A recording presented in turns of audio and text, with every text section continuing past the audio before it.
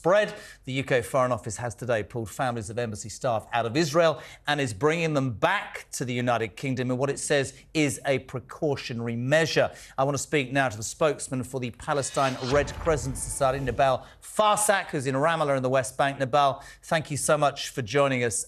Let's talk about that angle. What is the current humanitarian situation in Gaza and on the West Bank, in your opinion? The current situation is simply catastrophic. For the 6 days, PRCS teams are working tirelessly around the clock to deal with the increasing number of casualties. Up to this night, we have dealt with around 478 fatalities, as well as more than 1,200 injuries. We are witnessing ongoing bombardments, airstrikes, and everything, and residential buildings, homes, as well as medical facilities, hospitals, and even in our ambulances. Sadly, yesterday, we have lost 4 of our colleagues. 4 PRCS paramedics were killed in Gaza Strip while they were conducting their humanitarian role in Gaza in an intentional targeting by the Israeli Authority.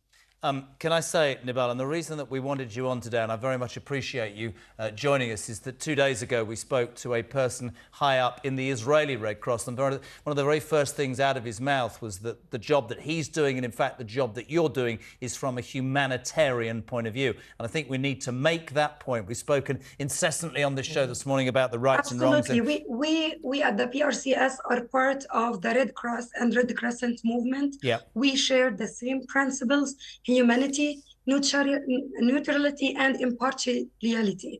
So our services is completely humanitarian. We are providing humanitarian services in the occupied Palestinian territory. We are the lead emergency medical service provider in Gaza Strip. We are working in the ground, responding since the first moment of the escalation. What we are witnessing on the ground is really horrible. As I mentioned, there has been targeting of residential buildings and homes and even medical teams. We have lost 4 of our colleagues yesterday. Since the beginning of the escalation, we reported at least at 8 different violations. We call for the protection of our medical missions so we can continue providing our humanitarian services in Gaza.